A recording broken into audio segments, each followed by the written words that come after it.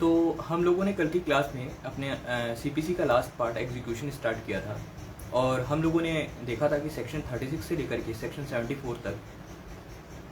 जी स्वाति, आज का टॉपिक जो है कि एग्जीक्यूशन हमने कल स्टार्ट किया था और आज हम सेक्शन 59 तक जो है कवर करेंगे इस पार्ट को। जी यस जी, गुड इवनिंग। जी सुनीता जी, गुड इवनिंग।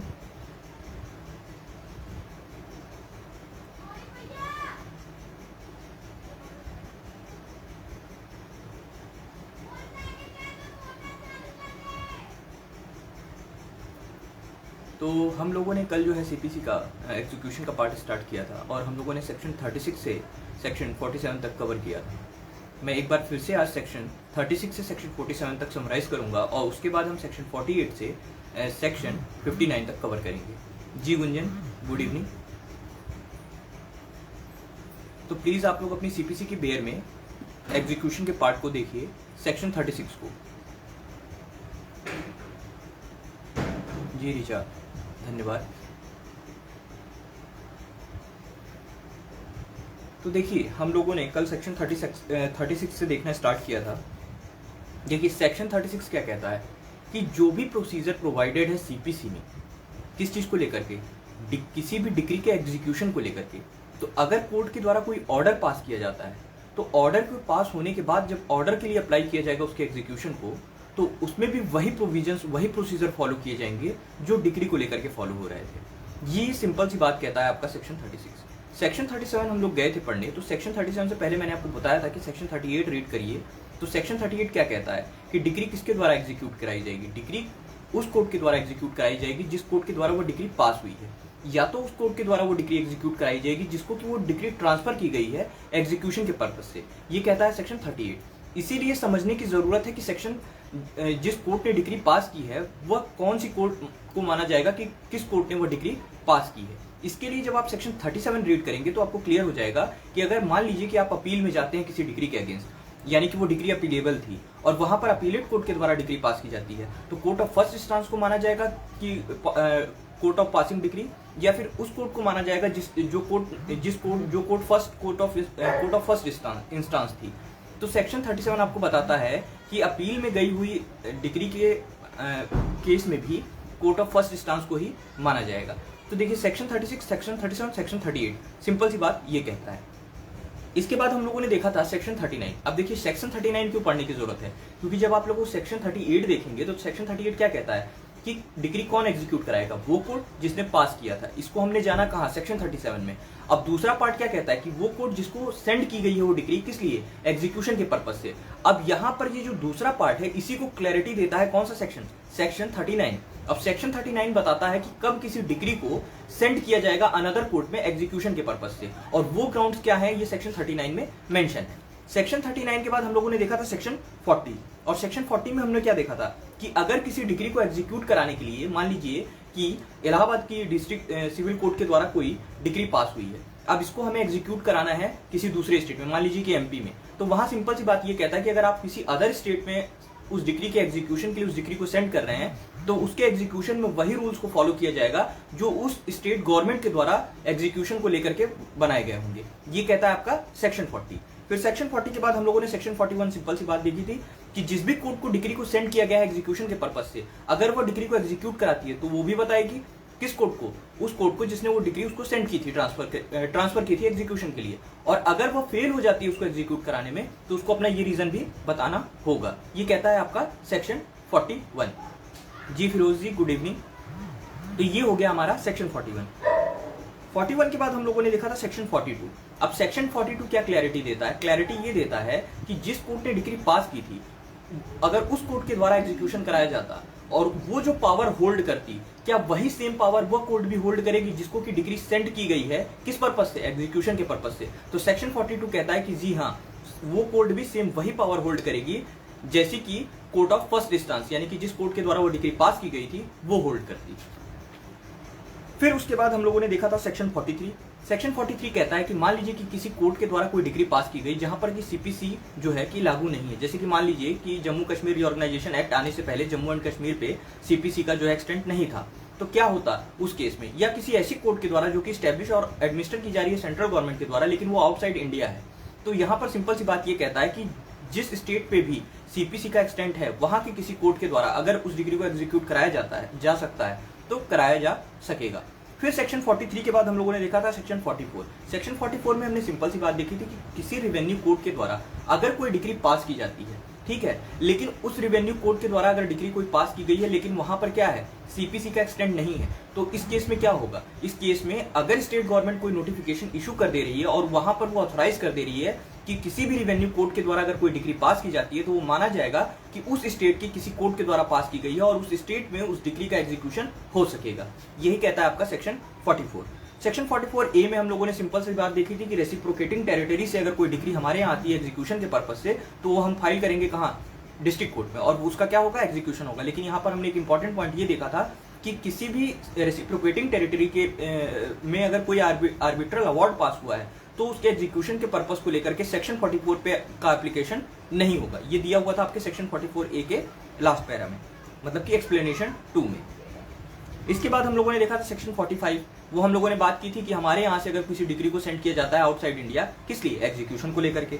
फिर हम लोगों ने प्रिसिप्ट देखा था। प्रिसिप्ट में मैंने आपको 2 मंथ का एक टाइम पीरियड बताया था जो कि इंपॉर्टेंट है। और प्रिसिप्ट कब हम लगाते हैं, जबकि डिग्री होल्डर को ये ऐसा डर रहता है, ऐसा फियर रहता है कि डिग्री की एग्जीक्यूशन की एप्लीकेशन को लगाने से पहले जजमेंट डेटर जो उसकी प्रॉपर्टी दूसरे कोर्ट की जुरिस्डिक्शन में है उसको क्या कर सकता है, सेल कर सकता है, रिमूव कर सकता है, डिस्ट्रक्ट कर सकता है, ऐसा कुछ भी कर सकता है। तो वो क्या करता है, कोर्ट में एक एप्लीकेशन लगाता है और रिक्वेस्ट करता है कि कोर्ट क्या इशू करे, प्रिसिप्ट इशू करे और उस कोर्ट को सेंड करे जिसकी जुरिस्डिक्शन में वो प्रॉपर्टी सिचुएटेड है। और वो कोर्ट क्या कर सकती है, अगर वो कोर्ट वो प्रिसिप्ट पाती है तो उस प्रॉपर्टी को वो अटैच कर सकती है। लेकिन ये वैलिड कितने टाइम पीरियड तक रह रहा था, 2 महीने तक, और इसके एक्सेप्शन क्या है वो वहां पर मेंशन है।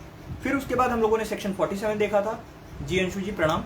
फिर हम लोगों ने सेक्शन 47 देखा था। जब आप सेक्शन 47 देखेंगे तो सेक्शन 47 में बस ये बताया हुआ है कि जो एग्जीक्यूटिंग कोर्ट होगी वो क्या क्या क्वेश्चंस जो हैं उनको डिटरमाइन कर सकती है। ये दिया हुआ है आपके सेक्शन 47 में।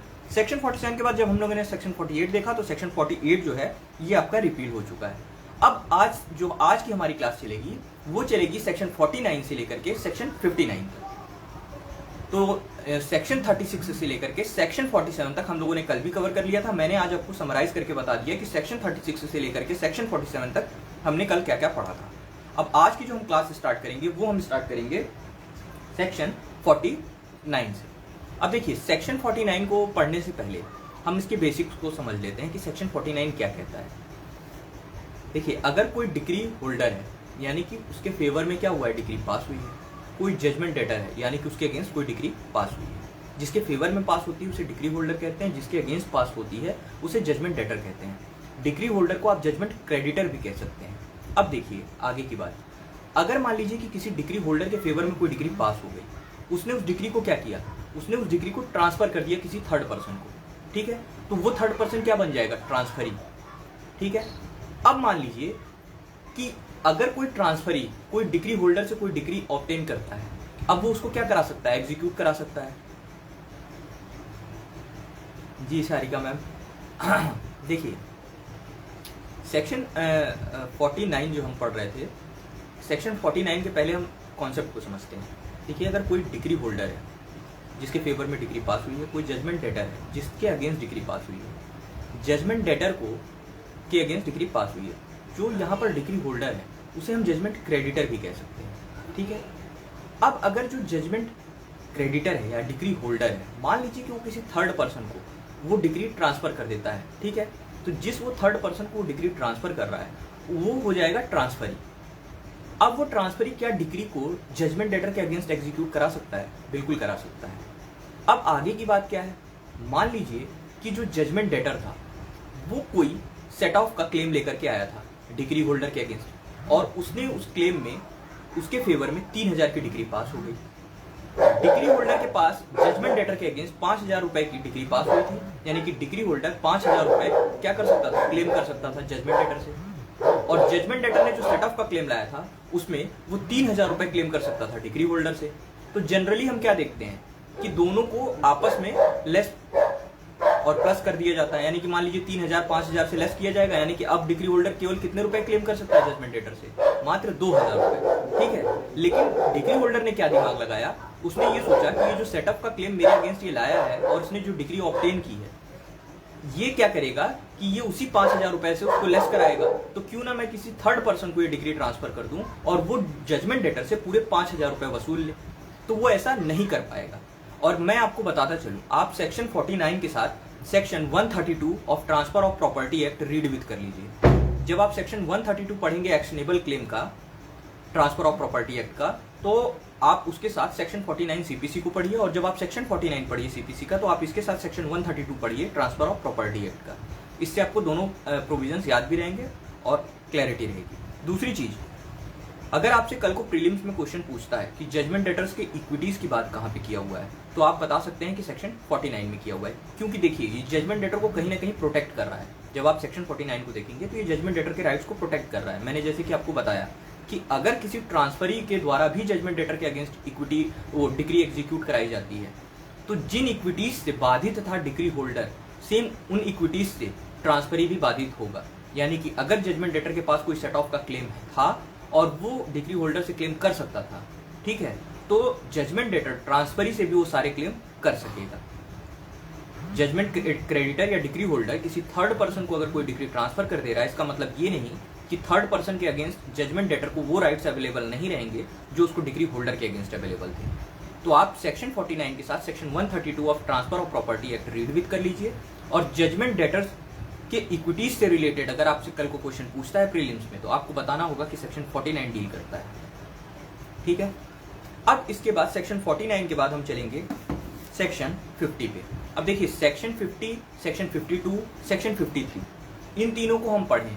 इससे पहले मैं आपको बता दूं कि जब हम लोगों ने डेफिनेशन क्लॉज देखा था, तो डेफिनेशन क्लॉज में हम लोगों ने सेक्शन 2 क्लॉज 11 में लीगल रिप्रेजेंटेटिव की डेफिनेशन देखी थी। वहां पर सिंपल बताया हुआ है कि लीगल रिप्रेजेंटेटिव होगा कौन, और जो हम 50, 52 और 53 पढ़ते हैं, ये तीनों सेक्शंस में हमें बताया हुआ है कि लीगल रिप्रेजेंटेटिव के अगेंस्ट जो डिग्री है उसको हम कैसे एग्जीक्यूट कराएंगे। वहां हम डिग्री लीगल रिप्रेजेंटेटिव की डेफिनेशन पढ़ते हैं 2(11) में, और यहाँ 50 में, 52 में और 53 में हम लीगल रिप्रेजेंटेटिव के अगेंस्ट उस डिग्री का एग्जीक्यूशन कराएंगे, इसको लेकर के पढ़ते हैं।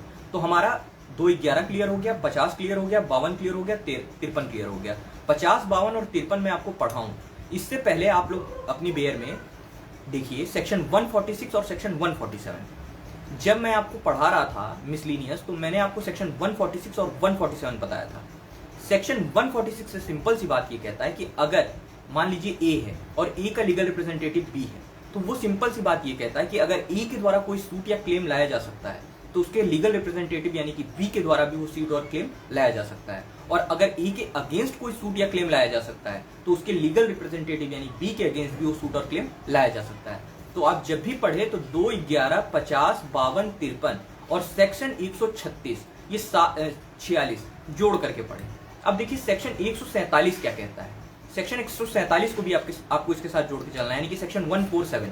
अब देखिए सेक्शन 147 क्या कहता है। सेक्शन 147 कहता है कि मान लीजिए ए जो है वो डिसेबल्ड है और कोई प्रोसीडिंग है जो कि चलानी है। जब हम देखते हैं लिमिटेशन एक्ट का सेक्शन 9, तो लिमिटेशन एक्ट का सेक्शन 9 क्या कहता है कि अगर एक बार डिसेबिलिटी खत्म हो गई तो वो स्टॉप नहीं होगी। मतलब कि अगर आप एक टाइम तक डिसेबल्ड हैं, जिस वजह से आप अपना सूट नहीं ला पाए या एप्लीकेशन फाइल नहीं कर पाए, तो जब तक आपकी डिसेबिलिटी खत्म नहीं हो जाती, लिमिटेशन का टाइम पीरियड स्टार्ट नहीं होता। लेकिन अगर एक बार डिसेबिलिटी खत्म हो गई, तो कोई फर्दर फ्यूचर में अगर डिसेबिलिटी आती है, तो वो जो ये रनिंग ऑफ टाइम है इसको स्टॉप नहीं कर पाएगी। यानी कि आपका लिमिटेशन पीरियड का टाइम स्टार्ट हो जाएगा एक बार चलना, तो आप स्टॉप नहीं कर पाएंगे किसी फर्दर डिसेबिलिटी से। तो मान लीजिए कि इस केस में क्या होता है कि अगर कोई पर्सन डिसेबल्ड है और प्रोसीडिंग को वहां चलाना है, तो कोई डिसेबल्ड पर्सन तो चला नहीं सकता।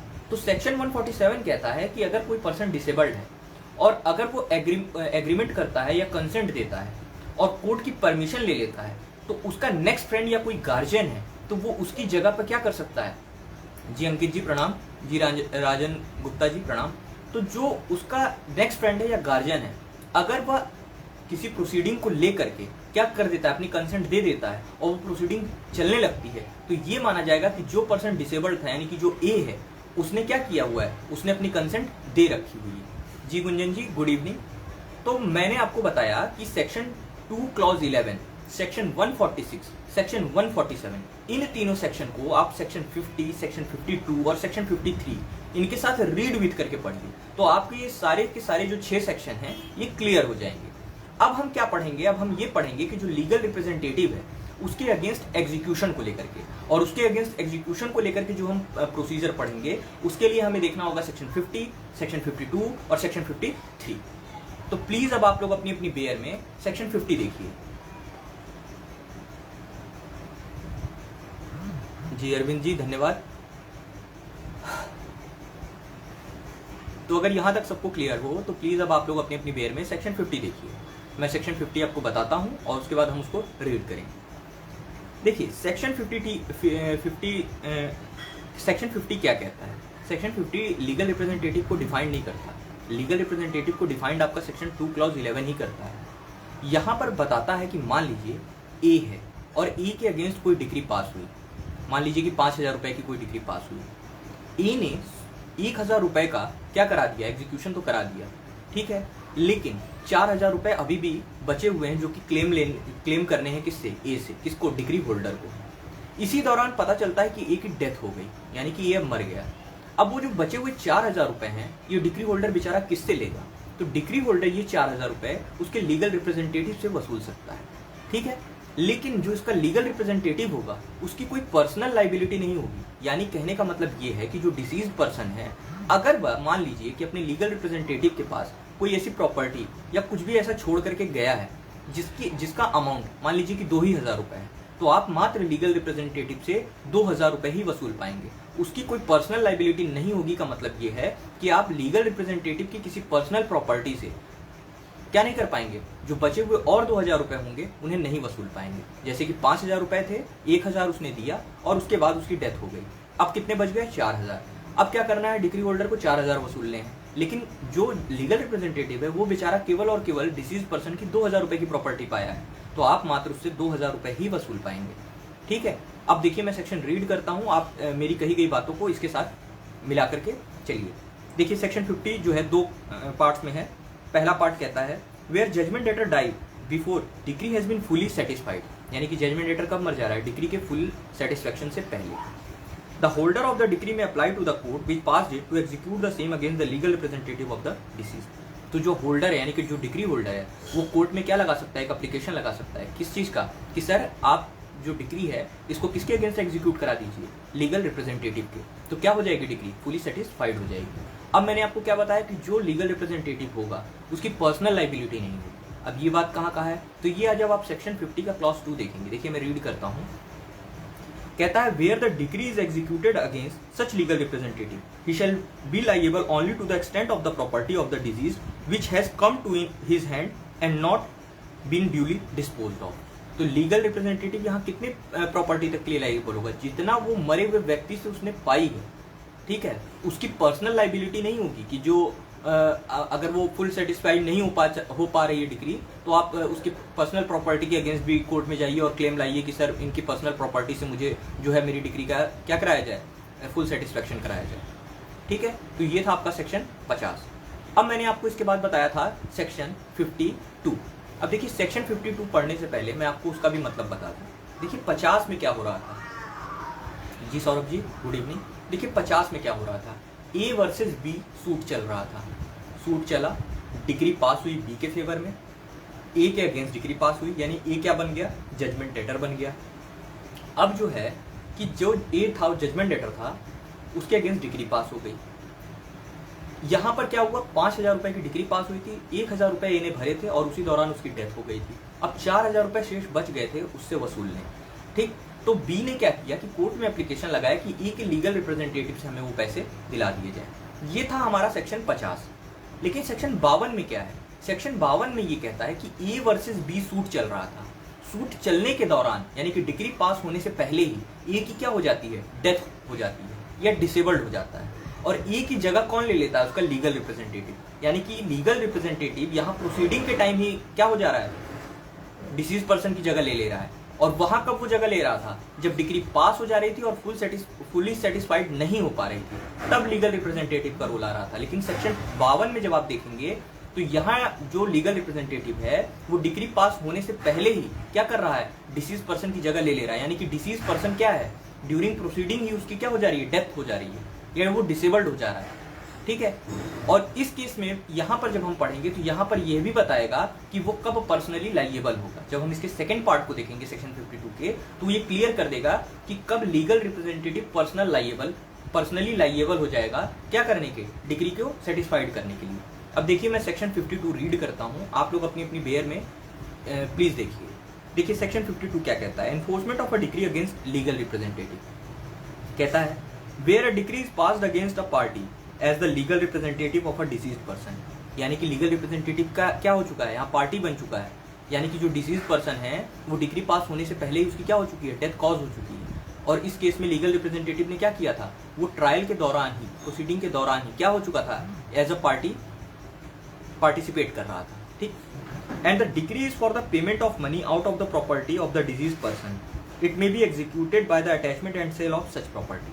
तो यहाँ यही कह रहा है कि अगर लीगल रिप्रेजेंटेटिव ने कोई प्रॉपर्टी डिसीज्ड पर्सन की होल्ड की है, और यहाँ अगर कोई डिग्री किस चीज़ के लिए पास हो रही है, पेमेंट ऑफ मनी के लिए, तो जो सेम प्रॉपर्टी डिसीज पर्सन की लीगल रिप्रेजेंटेटिव ने होल्ड की है उसको अटैच किया जाएगा, अटैच करके सेल किया जाएगा, और सेल से जो पैसे होंगे उससे क्या किया जाएगा, डिग्री होल्डर की डिग्री को एग्जीक्यूट कराया जाएगा, और डिग्री होल्डर की डिग्री का क्या किया जाएगा, फुली सेटिस्फाइड कराया जाएगा। ये कह रहा है आपका सेक्शन 52 का पार्ट 1। अब देखिए सेक्शन 52 का पार्ट 2 मैंने आपसे क्या कहा कि कब पर्सनल लाइबिलिटी हो जाएगी लीगल रिप्रेजेंटेटिव की। तो देखिए इसके सेकंड पार्ट को मैं पढ़ूँ उससे पहले आप समझ लीजिए। देखिए अगर कोई पर्सन यानी कि मान लीजिए ए है, ए क्या हो गया, डिसीज हो गया, ए की जगह उसके एलआर ने ले ली।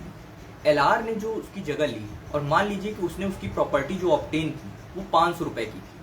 ठीक है, 500 रुपए की जो उसकी प्रॉपर्टी थी वो सारे पैसे उसके खर्च हो गए प्रोसीडिंग, अब उसके पास कुछ बचा नहीं है डिसीज पर्सन का। अब जब डिग्री होल्डर अपनी डिग्री को एग्जीक्यूट कराने जाता है तो जो लीगल रिप्रेजेंटेटिव है वो कह रहा है मेरी तो कोई पर्सनल लाइबिलिटी है नहीं, और मेरे पास उनकी दी हुई कोई प्रॉपर्टी बची नहीं है कि आप मेरे अगेंस्ट क्या करा पाएं, उसका एग्जीक्यूशन करा पाएं उस डिग्री का। तो कोर्ट यहाँ पर लीगल रिप्रेजेंटेटिव से कहेगी कि आपने जो भी पैसे उनके खर्च किए हैं उसका हमें लेखा जोखा दीजिए, यानी कि उसके अकाउंट दीजिए, और हम देख करके पता लगाएंगे कि क्या आपने उसका प्रॉपर खर्चा किया है या प्रॉपर जगह पे उसे खर्च किया है। और अगर आपने प्रॉपर जगह पे खर्च नहीं किया होगा, या आपने उसके पैसे के साथ कुछ टाल मटोल किया होगा, या कुछ पैसे बचाए होंगे, तो वहां पर आपकी पर्सनल लाइबिलिटी हो जाएगी। यानी कि उस डिग्री को आपके पर्सनल प्रॉपर्टी के अगेंस्ट भी क्या कराया जाएगा, एग्जीक्यूट कराया जाएगा। अब देखिए मैं सेक्शन 52 के पार्ट 2 को रीड करता हूँ। 52 का पार्ट 2 क्या कहता है, where no such property remain in the possession of judgment debtor and he failed to satisfy the court that he has duly applied such property of the deceased as is proved to have come into his possession. The decree may be executed against the judgment debtor to the extent of the property in respect of which he has failed to satisfy the court in the same manner as if the decree had been passed against him personally. तो यहाँ पर मैंने जैसे आपको बताया कि मान लीजिए कि वो डिसीज पर्सन से उसने 500 रुपए की कोई प्रॉपर्टी पाई थी, ठीक है, और 500 रुपए में उसने कोर्ट को ये कहा कि सर मेरे पास तो अब कुछ रह ही नहीं गया है, तो जितने रुपए तक का वो खर्चा दिखा पाएगा, मान लीजिए उसने कोर्ट को सेटिस्फाइड कर दिया कि 300 रुपए तो हमारे इनके सूट में ही खर्च हो गए, तो जो बचे हुए 200 रुपए जिसको कि लेकर के वो सेटिस्फाइड नहीं करा पा रहा है कोर्ट को, वो 200 रुपए का अमाउंट उसकी पर्सनल प्रॉपर्टी से वसूला जाएगा, और ऐसे वसूला जाएगा कि मानो डिग्री उसके अगेंस्ट पास हुई है। यही कहता है आपका सेक्शन 52 का पार्ट 2। और देखिए अगर लीगल रिप्रेजेंटेटिव से रिलेटेड यहाँ किसी का कोई प्रोविजन क्लियर ना भी हो रहा हो, तो जो मैंने डेफिनेशन क्लॉज जब हम पढ़ रहे थे तो बताया था, तो आप यूट्यूब पे वो वीडियो देखेंगे तो आपको और क्लैरिटी मिल जाएगी। अब देखिए सेक्शन 53 क्या कहता है। सेक्शन 53 में आपको पढ़ाऊँ उससे पहले मैं आपको बता दूँ कि आप लोगों ने Hindu adoption and maintenance act 1956 पढ़ा होगा। हिंदू एडॉप्शन और मेंटेनेंस एक्ट 1956 जब आपने पढ़ा होगा तो आपने वहाँ डिपेंडेंट की डेफिनेशन देखी होगी सेक्शन 21 में। तो प्लीज़ इस सेक्शन में जब वर्ड डिपेंडेंट आएगा आप इसको लिंक कर दीजिएगा किससे, सेक्शन 21 से, Hindu adoption and maintenance act 1956 के। ठीक है, कि डिपेंडेंट कौन होगा ये जानना है अगर आपको, तो आप जाइए Hindu adoption and maintenance act के सेक्शन 21 को रीड करिए, आपको क्लियर हो जाएगा।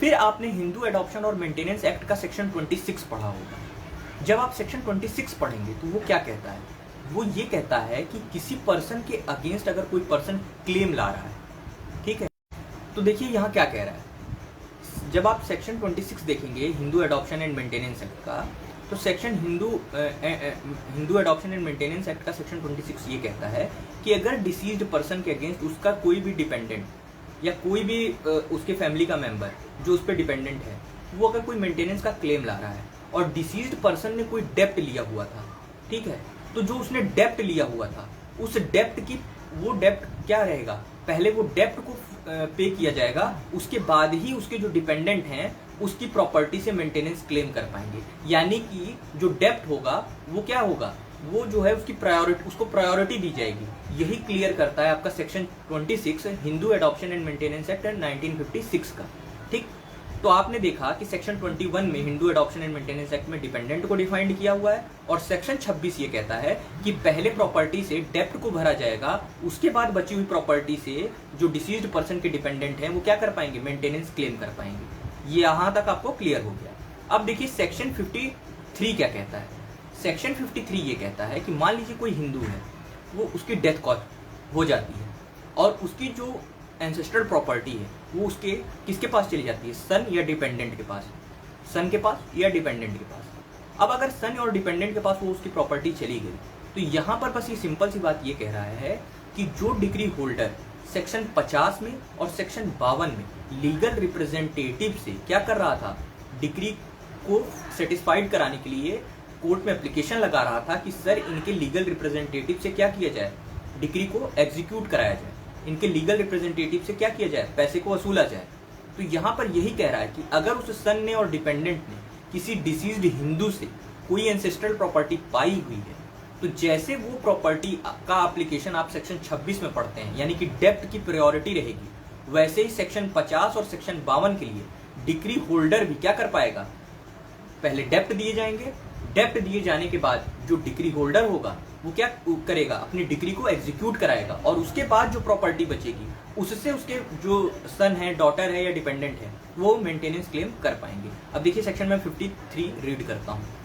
सेक्शन 53 कहता है, for the purpose of section 50 and section 52, property in the hand of a son or other descendant which is liable under Hindu law for the payment of डेप्ट of a deceased ancestor in respect of which degree has been passed shall be deemed to. तो कहता है कि जैसे कोई सन या कोई dependent कोई एंसेस्ट्रल प्रॉपर्टी किसी डिसीज्ड पर्सन की पाते हैं, अगर वो किसी डिसीज्ड पर्सन की कोई प्रॉपर्टी पाते हैं, तो उस प्रॉपर्टी से क्या किया जा रहा है, उस प्रॉपर्टी से डेप्ट को चुकाया जाएगा पहले, और उसके बाद वो अपना मेंटेनेंस क्लेम कर पाएंगे। तो उसी प्रॉपर्टी से क्या कराया जा सकता है, सेक्शन 50 और 52 के तहत डिग्री को भी एग्जीक्यूट कराया जा सकता है, और उस सन और डिपेंडेंट को क्या माना जाएगा, लीगल रिप्रेजेंटेटिव माना जाएगा उस डिसीज्ड पर्सन का। यही क्लैरिटी देता है आपको सेक्शन 53। तो हम लोगों ने क्या क्या देख लिया, हम लोगों ने आज सेक्शन 49 देखा, सेक्शन 50 देखा, सेक्शन 52 देखा, सेक्शन 53 देखा, सेक्शन 2 क्लॉज 11 देखा, सेक्शन 146 देखा, सेक्शन 147 देखा। अब यहां तक किसी को कोई प्रॉब्लम हो तो प्लीज मुझे बता दीजिए।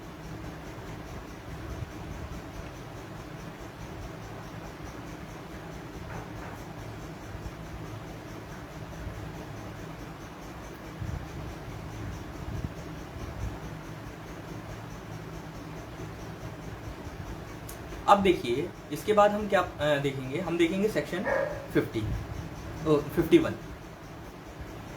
अब देखिए सेक्शन 51 क्या कहता है।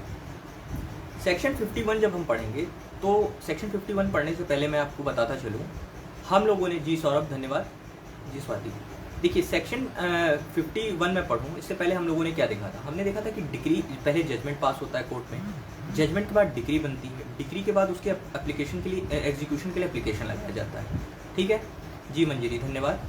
तो जो हम एप्लीकेशन लगाते हैं एग्जीक्यूशन के लिए, वो हम कहाँ लगाएंगे, यही चीज़ हमें सेक्शन 38 बता रहा था। वो क्या कह रहा था कि जिस कोर्ट ने वो डिग्री पास की है, या उस कोर्ट के द्वारा जिस कोर्ट को वो डिग्री सेंड की गई है, किस लिए, एग्जीक्यूशन के लिए, ठीक है, यहाँ तक तो क्लियर है। अब जब आप ऑर्डर देखेंगे, ऑर्डर 21, तो ऑर्डर 21 में रूल 10 में बताया हुआ है कि जो डिग्री होल्डर होगा ये उसके ऑप्शन पे होगा कि वो चूज करे कि किस मोड से डिग्री को एग्जीक्यूट कराया जाए। आप लोग मेंशन कर लीजिए, जब आप ऑर्डर 21 का रूल 10 देखेंगे तो ये डिक्री होल्डर के ऑप्शन पे रहता है कि डिक्री को किस मोड से एग्जीक्यूट कराया जाए। और ये जितने भी मोड आपको दिए हुए हैं सेक्शन 51 में, ये सारे मोड में से किसी भी एक मोड को वो क्या कर सकता है, ऑप्ट कर सकता है, चूज कर सकता है। लेकिन इसमें जो एक मोड दिया हुआ है अपॉइंटमेंट ऑफ रिसीवर, जिसको कि लेकर के हम लोग ऑर्डर 40 में पढ़ते हैं, तो जो अपॉइंटमेंट ऑफ रिसीवर होगा ये कोर्ट के डिस्क्रिप्शन पे होगा कि रिसीवर को अपॉइंट किया जाए या ना किया जाए। इसको छोड़ करके जितने भी यहाँ पर ग्राउंड मेंशन है, इन्हें सारे ही ग्राउंड्स में से वो किसी भी मोड को क्या कर सकता है, चूज कर सकता है। तो जो ग्राउंड दिया हुआ है रिसीवर वाला, आप वहाँ ये चीज़ मेंशन कर लीजिए, ये इंपॉर्टेंट है कि ये कोर्ट के डिस्क्रिप्शन पे होगा कि रिसीवर का अपॉइंटमेंट किया जाए या ना किया जाए। बाकी अन्य जो वहाँ पर मोड दिए हुए हैं ये डिक्री होल्डर के ऑप्शन पे होगा अकॉर्डिंग टू ऑर्डर 21 रूल 10 कि वो चूज करे कि इनमें से किसी भी एक मोड से क्या कराया जा सकता है, उसकी डिग्री को एग्जीक्यूट कराया जा सकता है। अब सेक्शन 51 में रीड करता हूं, उसके बाद हम लोग समझेंगे। सेक्शन 51 कहता है subject to such condition and limitation as may be prescribed the court may on the application of the degree holder order for execution of degree. अब देखिए डिग्री किस किस मोड से एग्जीक्यूट हो सकती है, यहाँ पर मैं एक एक करके सारे मोड पढ़ता हूँ। पहला, by delivery of any property specifically decreed, यानी कि प्रॉपर्टी को डिलीवर करके।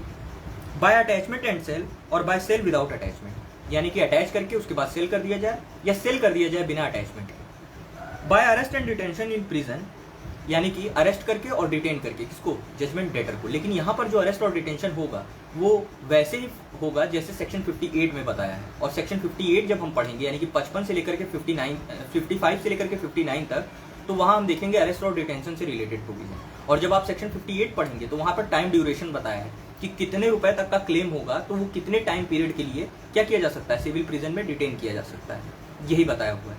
तो हमने यहाँ पर क्या क्या देखा, डिलीवर करके, सेल अटैच करके फिर सेल कर दिया जाए, या सेल कर दिया जाए बिना अटैचमेंट के, या फिर क्या कर दिया जाए, अरेस्ट और डिटेन कर दिया जाए, या क्या कर दिया जाए, रिसीवर का अपॉइंटमेंट कर दिया जाए। लेकिन मैंने आपको क्या बताया कि ये कोर्ट के डिस्क्रिप्शन पे होता है कि वहाँ पर रिसीवर को अपॉइंट करना है कि नहीं एग्जीक्यूशन के टाइम पे, ये कोर्ट के डिस्क्रिप्शन पे होता है। और चौथा और लास्ट पांचवा ग्राउंड कहता है कि किसी भी अदर मैनर में, ठीक। तो ये जो ग्राउंड्स दिए हुए हैं इनमें से डिग्री होल्डर किसी भी एक मोड को ऑप्ट कर सकता है कि कोर्ट में अप्लाई करते समय कि मुझे ऐसे ऐसे डिग्री को क्या कराना है, एग्जीक्यूट कराना है। लेकिन रिसीवर के केस में क्या है, कोर्ट के डिस्क्रिप्शन पे, ठीक। अब देखिए इसका जो नेक्स्ट पार्ट है वो क्या कहता है। नेक्स्ट पार्ट जो बात करता है, जो आपने यहाँ पे तीसरा ग्राउंड देखा अरेस्ट और डिटेंशन का एग्जीक्यूशन के टाइम पे, तो जो इसका तीसरा पार्ट है, जो इसका लास्ट पार्ट है, वो यही कहता है कि मान लीजिए कि किसी डिग्री का एग्जीक्यूशन कराना है फॉर पेमेंट के लिए, यानी कि कोई मनी डिग्री पास हुई है, उसके पेमेंट के लिए किसी डिग्री का एग्जीक्यूशन कराना है, और वहाँ पर अगर कोर्ट कोई अरेस्ट और डिटेंशन का ऑर्डर पास करती है तो पहले उस पर्सन को ये टाइम दिया जाएगा कि वह कोर्ट को बताए कि उसे क्यों ना अरेस्ट किया जाए इस केस में, ठीक है। यानी कि उसको एक रीजनेबल अपॉर्चुनिटी प्रोवाइड की जाएगी, नेचुरल जस्टिस के प्रिंसिपल को फॉलो किया जाएगा, उसे सुना जाएगा कि किसी मनी डिग्री के एग्जीक्यूशन में उसे क्यों ना अरेस्ट किया जाए। यहाँ इसका नेक्स्ट पार्ट यही बताता है। और साथ साथ जब आप इसके नीचे के और जो प्रोविजंस हैं उनको पढ़ेंगे तो वो ये बताता है कि अगर कोर्ट सेटिस्फाइड हो जाती है किससे, डिग्री होल्डर के बताई गई बातों से कि ऐसे ऐसे ग्राउंड्स हैं जो नीचे ग्राउंड्स दिए हुए हैं, ऐसा कुछ कॉज हो सकता है, तो कोर्ट वहाँ पर उसके अरेस्ट और डिटेंशन का ऑर्डर दे सकती है। अब वो क्या क्या ग्राउंड्स हैं मैं वो रीड करता हूँ। जैसा कि जो जजमेंट डेटर है वो क्या कर सकता है, ऑब्स्ट्रक्ट कर सकता है और डिले कर सकता है एग्जीक्यूशन ऑफ डिग्री में। कैसे, वो एब्सकॉन्ड कर सकता है, कोर्ट के लोकल लिमिट को लीव कर सकता है, यानी छोड़ करके भाग सकता है, बाहर जा सकता है। Has after the institution of the suit which the decree was passed dishonestly transferred, concealed or removed any part of his property or committed any other act of bad faith in relation to his property। या तो जो वो judgement debtor है उसने क्या किया हुआ है, उस जजमेंट डेटर ने अपनी उस प्रॉपर्टी को क्या किया, जिस प्रॉपर्टी को लेकर के सूट चल रहा था और जिस प्रॉपर्टी को लेकर के डिग्री होल्डर के फेवर में डिग्री पास हुई है, उसने क्या किया है, डिसऑनेस्टली ट्रांसफर कर दिया, कंसील कर दिया, रिमूव कर दिया, ठीक है, या उसको लेकर के उसने बैड फेथ में कोई भी ऐसा वर्क कर दिया, तो इस केस में वो कोर्ट क्या कर सकती है, उसको अरेस्ट और डिटेंशन का ऑर्डर पास कर सकती है। दूसरा कहता है that the judgement debtor has or had since the date of the degree the means to pay the amount of degree or some substantial part thereof, refuses or neglect or has refused or neglected to pay the same. यानी कि जो degree holder ने जो degree obtain की थी judgement debtor के against, तो judgement debtor जिस दिन डिग्री पास हुई है उस दिन या उससे पहले जो भी वो प्रॉपर्टी होल्ड कर रहा था जिससे कि डिग्री को सेटिस्फाइड कराया जा सकता था, वो क्या कर रहा है, उससे वो डिग्री एग्जीक्यूट होने से नेग्लेक्ट कर रहा है, मना कर रहा है, नहीं पे होने दे रहा है। और तीसरा that the decrees for sum which the judgement debtor was bound in a fiduciary capacity to account, या तो जो डिक्री है वो किसी ऐसे पेमेंट को लेकर के है जिसमें वो जो जजमेंट डेटर है वो फिड्यूशियरी रिलेशनशिप में है कि उसको वो पे करना ही था। जैसे कि मान लीजिए एडवोकेट है, तो एडवोकेट और जो उसका क्लाइंट होता है उन दोनों के बीच फिड्यूशियरी रिलेशनशिप होती है। तो इस केस में जो मान लीजिए कि जो क्लाइंट है उसको क्या करना है, सम पे करना ही है, किसको, एडवोकेट। तो इन ग्राउंड्स पे क्या किया जा सकता है, अगर पेमेंट ऑफ मनी के लिए भी है तो उसको अरेस्ट और डिटेन किया जा सकता है। अगर कोर्ट सेटिस्फाइड नहीं होती है, जो भी वो रीजंस बताता है, ठीक है, जो भी रीजन जजमेंट डेटर बताता है उस पर अगर कोर्ट सेटिस्फाइड नहीं होती है और डिक्री होल्डर के बताए गए इन ग्राउंड्स पे अगर उस कोर्ट को लगता है कि हाँ ये ऐसे ग्राउंड्स हैं या हो सकते हैं, तो वो क्या कर सकता है, अरेस्ट और डिटेंशन का ऑर्डर पास कर सकता है। तो हमने देखा सेक्शन 48, सेक्शन 49, सेक्शन 50, 51, 52 और 53। अब हम देखेंगे सेक्शन 54। देखिए सेक्शन 54 में आपको बताऊं, उससे पहले पढ़ें, उससे पहले देखिए सेक्शन 54 क्या कहता है। सेक्शन 54 सिंपल सी बात कहता है। सेक्शन 54 कहता है कि मान लीजिए कोई प्रॉपर्टी है जिसमें कि पार्टीशन होना है और उस प्रॉपर्टी से गवर्नमेंट को रिवेन्यू जाता है, या तो कोई ऐसी प्रॉपर्टी है जिसमें से किसी ने कोई डिक्री ऑब्टेन की है जिसमें कि उसने क्या किया है, सेपरेट पोजीशन के लिए डिक्री ऑब्टेन किया हुआ है। दो चीजें हैं, जब आप सेक्शन 54 पढ़ेंगे तो उसमें दो चीजें हैं। पहला कि कोई प्रॉपर्टी है जिसका कि पार्टीशन कराना है, पार्टीशन को लेकर के किसी ने सूट कोर्ट में दायर किया था और कोर्ट ने वहां क्या किया है, डिक्री पास की है पार्टीशन को लेकर के, लेकिन उस प्रॉपर्टी से गवर्नमेंट को क्या जाता है, रेवेन्यू जाता है। और दूसरा कहता है कि किसी पर्सन ने कोर्ट में सूट फाइल किया था सेपरेट पोजीशन का किसी प्रॉपर्टी पे, और उस केस में भी क्या हुआ है, उस केस में भी कोर्ट ने सेपरेट पोजीशन को लेकर के डिक्री पास की हुई है। तो यहाँ पर सेपरेट पोजीशन को लेकर के या पार्टीशन को लेकर के कौन करवाएगा, कोर्ट तो जाएगी नहीं खुद पार्टीशन कराने या सेपरेट पोजीशन दिलाने किसी पर्सन को। तो यहाँ पर यह काम कराया जाता है कलेक्टर के द्वारा या किसी गजेटेड ऑफिसर के द्वारा, जो क्या है, जिसको कि कलेक्टर ने ही ऑथोराइज किया हुआ है इस पर्पस पे।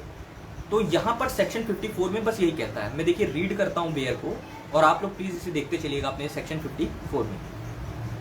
Partition of estate or separation of share, where the decree is for the partition of an undivided estate, assessed to the payment of revenue to the government. तो ये हो गया इसका पहला पार्ट। दूसरा, or for separate possession of a share of such an estate, या तो separate possession को लेकर, तो the partition of the estate or separation of share shall be made bye, किसके द्वारा, कलेक्टर के द्वारा, and any gazetted subordinate of the collector deputed by him in this behalf, या तो किसी गजेटेड ऑफिसर के द्वारा जो कि सबऑर्डिनेट है कलेक्टर के, लेकिन कलेक्टर ने ही उसे क्या किया हुआ है, इस पर्पस के लिए अपॉइंट किया हुआ है। तो इन दोनों लोगों के द्वारा क्या कराया जा सकता है, सेपरेट पोजीशन कराया जा सकता है और किसी स्टेट का पार्टीशन कराया जा सकता है। तो सेक्शन 54 में आप बस मेंशन ये करिए कि दो चीजों के लिए दो लोग, दो कामों के लिए दो लोग, किसके लिए, पार्टीशन और सेपरेट पोजीशन, और इन दोनों के लिए कौन कौन, कलेक्टर या कोई गेजेटेड ऑफिसर जो सबऑर्डिनेट है कलेक्टर के लेकिन अपॉइंट किया गया है कलेक्टर के द्वारा। तो आप इसको साइड में ऐसे छोटे छोटे पॉइंट बनाते चलिए। अब तक हमने जो पढ़ा, अब हम पढ़ेंगे क्या, अरेस्ट और डिटेंशन से रिलेटेड प्रोविजन। इसे हम देखेंगे सेक्शन 55 से लेकर के सेक्शन 59 तक। अब देखिए सेक्शन 55 से लेकर के मैं 59 तक पढ़ूं, इससे पहले मैं आपको बताता चलूं। देखिए हम लोगों ने क्या देखा कि पहले जजमेंट पास होता है, फिर डिक्री बनती है, फिर डिक्री के एग्जीक्यूशन के लिए आप क्या लगाते हैं, एप्लीकेशन लगाते हैं। ऑर्डर 21 का रूल 10 क्या कहता है कि डिक्री होल्डर के ऑप्शन पे है कि वो किसी भी एक मोड को ऑप्ट कर ले जो सेक्शन 51 में दिया हुआ है। अगर कल को आपसे क्वेश्चन पूछे कि डिक्री का एग्जीक्यूशन किस किस मोड में हो सकता है, इसको लेकर के किस सेक्शन में दिया है, तो आपको बताना है कि सेक्शन 51 में 5 मोड दिए हुए हैं। तो मैंने आपको बताया कि डिक्री होल्डर के ऑप्शन पे है as per section order 21 rule 10 कि वो किसी भी एक मोड को क्या कर सकता है, ऑप्ट कर सकता है। हम लोगों ने सेक्शन 51 में एक मोड देखा था, सेक्शन 51 के सी में, क्या, अरेस्ट और डिटेंशन का। अब हम जो वहां पर मान लीजिए कि किसी डिक्री को किसी जजमेंट डेटर के अगेंस्ट एग्जीक्यूट करा रहे हैं, कैसे, अरेस्ट और डिटेंशन से। तो जो ये अरेस्ट और डिटेंशन से हम उसको क्या करा रहे हैं, एग्जीक्यूट करा रहे हैं, इसको लेकर के जो प्रोसीजर और प्रोविजंस दिए हुए हैं वो दिया हुआ है आपका सेक्शन 55 से लेकर के 59 तक। तो जब आप सेक्शन 55 से लेकर के 59 तक पढ़ेंगे तो आपको ये समझ में आ जाएगा कि अरेस्ट और डिटेंशन को लेकर के किसी डिग्री के एग्जीक्यूशन में, अरेस्ट और डिटेंशन में क्या प्रोसीजर या क्या प्रोविजंस को फॉलो किया जाएगा, यही दिया हुआ है आपके सेक्शन 55 से लेकर के 59 तक।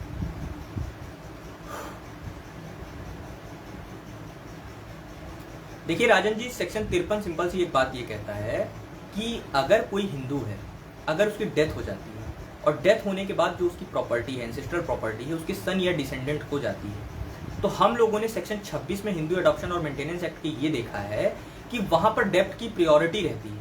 अगर कोई उस डिसीज पर्सन ने उधार लिया हुआ था तो पहले उस उधार को चुकाया जाएगा, उसके बाद बचे हुए पैसे से वो सन और डिसेंडेंट क्या कर पाएंगे, अपना मेंटेनेंस क्लेम कर पाएंगे। यही कहता है आपका सेक्शन 26 हिंदू एडॉप्शन और मेंटेनेंस एक्ट का। डिसेंडेंट कौन है, ये सेक्शन 21 में वहां एक लिस्ट दी हुई है, आप पढ़ लीजिएगा, आपको पता चल जाएगा कि डिसेंडेंट कौन कौन होता है किसी भी हिंदू का, ठीक है, उस एक्ट के लिए, ठीक। इसके बाद आपको मैंने सेक्शन 53 में ये बताया कि जो सेक्शन 50 और 52 में आप बार बार पढ़ रहे हैं कि लीगल रिप्रेजेंटेटिव के अगेंस्ट भी डिग्री होल्डर जा सकता है अपनी डिग्री को क्या कराने के लिए, फुली सेटिस्फाइड कराने के लिए या एग्जीक्यूट कराने के लिए। तो यहाँ यही कह रहा है कि अगर किसी सन ने या डिसेंडेंट ने कोई डिसीज्ड पर्सन की क्या की है, एंसेस्ट्रल प्रॉपर्टी होल्ड की है, तो उस प्रॉपर्टी को जैसे किसी डेप्ट के क्लेम के लिए वसूला जा सकता है, वैसे ही सेक्शन 50 और 52 में एग्जीक्यूट कराने के पर्पज से भी उस प्रॉपर्टी को क्या किया जा सकता है, उस प्रॉपर्टी से वसूला जा सकता है। यही कहता है आपका सेक्शन 53। आप डॉक्ट्रिन ऑफ पायस ऑब्लिगेशन जो है, हाँ ठीक है, आप जो पायस आपने पढ़ा होगा डॉक्ट्रिन ऑफ पायस ऑब्लिगेशन, जो कि अब खत्म कर दिया गया है, आप मेंशन कर लीजिए चाहे तो सेक्शन 53 के साथ, ठीक है। अब देखिए अरेस्ट और डिटेंशन को लेकर के जो हम यहाँ सेक्शन 55 से लेकर के 59 तक पढ़ेंगे, ठीक है, 55 से लेकर के 59 तक पढ़ेंगे। तो यहाँ पर हम लोग क्या देखेंगे कि जो डिग्री हम एग्जीक्यूट कराते हैं, तो एग्जीक्यूट कराते समय पहले तो डिग्री एग्जीक्यूट कराने की नौबत कैसे आएगी। मैंने आपको बताया था कि आपने पहले कोर्ट में सूट दायर किया। सूट कैसे दायर करेंगे, हमने इसको लेकर के सेक्शन 26 देखा था, ऑर्डर 4 देखा था, ठीक है, सेक्शन 26 रीड विद ऑर्डर 4। तो वहां पर जब आप एक प्लेंट प्रेजेंट करते हैं तो सूट इंस्टीट्यूट हो जाता है। सूट इंस्टीट्यूट होने के बाद कैसे कैसे प्रोविजंस हैं हम लोगों ने पढ़ रखा है कि प्लेंट आएगा, प्लेंट के बाद रिटन स्टेटमेंट आएगा, फिर पार्टीज का एग्जामिनेशन होगा, फिर मान लीजिए कि कोई जजमेंट कोर्ट के द्वारा पास हुआ। जजमेंट पास होने के बाद क्या होता है, डिग्री पास होती है। डिग्री पास होने के बाद आप कोर्ट में जाते हैं और अप्लाई करते हैं कि क्या किया जाए, डिग्री का एग्जीक्यूशन कराया जाए।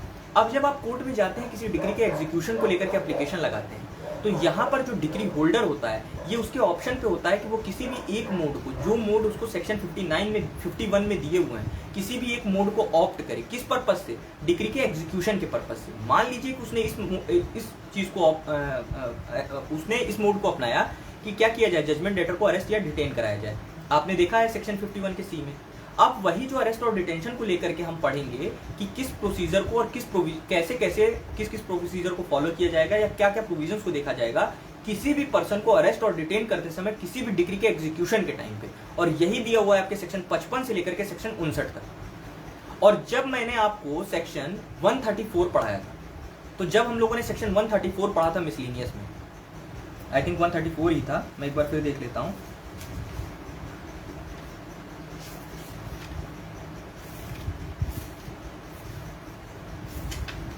हाँ, तो जब हम लोगों ने सेक्शन 134 देखा था, तो हमने 134 में क्या देखा था कि जो हम यहाँ 55 से 59 तक के प्रोसीजर को फॉलो करते हैं डिग्री के एग्जीक्यूशन के टाइम पर किसी भी पर्सन को अगर अरेस्ट या डिटेन करते हैं, तो सेक्शन 134 में हमने यही पढ़ा था कि किसी अदर पर्पस के लिए भी अगर हम किसी पर्सन को अरेस्ट करते हैं या डिटेन करते हैं, यानी कि डिग्री ऑफ एग्जीक्यूशन के लिए नहीं, किसी अदर पर्पस पे, तो वहां पर भी हम सेक्शन 55 को, सेक्शन 57 को और सेक्शन 59 को फॉलो करेंगे। ये कहता है आपका सेक्शन 134। और यहाँ जो हम पढ़ेंगे सेक्शन 55, 56, 57, 58, 59, ये केवल और केवल प्रोसीजर या प्रोविजंस किस चीज को लेकर के हैं कि जब डिग्री को एग्जीक्यूट कराया जाएगा और उस दौरान किसी पर्सन को अरेस्ट या डिटेन किया जाएगा, तो किस प्रोसीजर को और किस प्रोविजन को फॉलो किया जाएगा।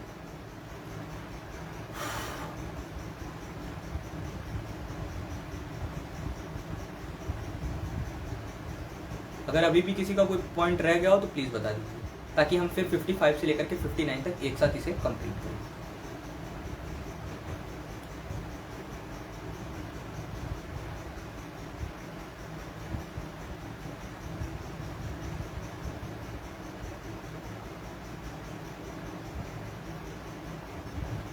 अब देखिए, मैं आपको अरेस्ट और डिटेंशन पढ़ाऊं, इससे पहले आपको ये पता होना चाहिए कि कब कब अरेस्ट या डिटेंशन नहीं हो सकता किसी पर्सन का सिविल कार्रवाई में, यानी कि सिविल केसेस में हम कब कब किसी पर्सन को अरेस्ट या डिटेन नहीं कर सकते।